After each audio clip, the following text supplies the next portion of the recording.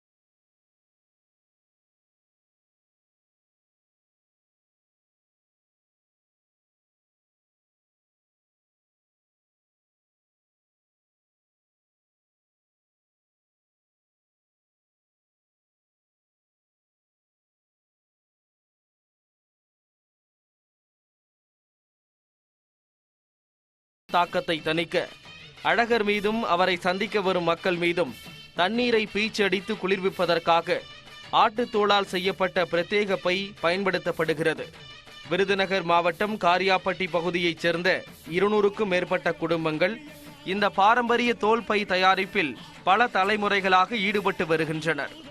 இவர்கள் சித்திரை திருவிழா துவங்கும் 4 மாதங்களுக்கு முன்னரே ஆட்டுத்தோள்களை மொத்தமாக கொள்முதல் செய்து அதை பதப்படுத்தி கொண்டு வந்து திருவிழா சமயத்தில் கீழமாசி வீதி தேரடி பகுதியில் விற்பனை செய்கின்றனர். ஒரு துணி ஒன்று 400-450 ரூபா விற்பேன். அவங்க 200-250 ரூபாய் கேட்பாங்க. சாமி கட்டாது, போன வட்டம் இந்த ரேட்டாக இருந்துச்சு, இந்த வட்டம் பயங்கரமான ரேட்டாக இருக்குது, இன்னும் தப்பிக்க முடியல. தையக்கூலி வேறு இருக்குது. நாங்கள் 3 மாதம் வட்டிக்கு வாங்கி வியாபாரம் ஆகுறோம். நான் இங்கே ரோடு பண்ணால் தான் இருக்குது, சித்திரக்கார திருவிழா வேலை ஆகுறேன். இந்த 3 மாதம் வேலையை விட்டு தான் இங்கே வந்து வேலை பார்த்துட்டு இருக்கேன். அழகருக்கு செய்யும் ஒரு சிறு தொண்டு போல இதை செய்கிறோம் என்கிறார் வியாபாரி வெள்ளையம்மா. இது நாங்கள் கடுக்காம்பட்டம் போட்டு செய்வோம். முதல் சின்னம்பளை பாடம் மட்டும் சின்னம்பளை போட்டு அதுக்கப்புறம் ஆவரங்குளம் போட்டு கடுக்காம்பட்டு பட்டை போட்டு அதுக்கப்புறம் செஞ்சு கொண்டாடுவோம்.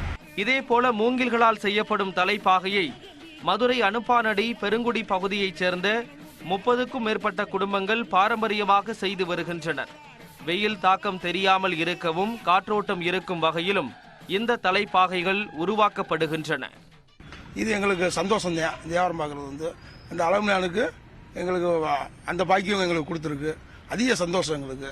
ஆனால் 10 ரூபா வருமானம் தான்.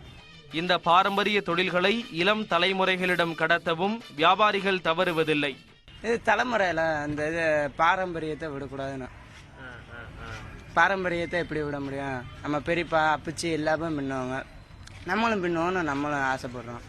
சித்திரை பெருவிழா எனும் பண்பாட்டு பெருநதியின் சிறு ஓடைகளாக பல நூற்றாண்டுகள் கடந்தும் இந்த ஆக்கங்கள் தொடர்ந்து வருகின்றன. இவற்றை அறிதல் மேலும் விரிவடைய வேண்டும் என்பதும், இதுபோன்ற அறிவு நுட்பங்கள் காலாகாலத்துக்கு தொடர வேண்டும் என்பதும் மக்களின் எண்ணமாக உள்ளது.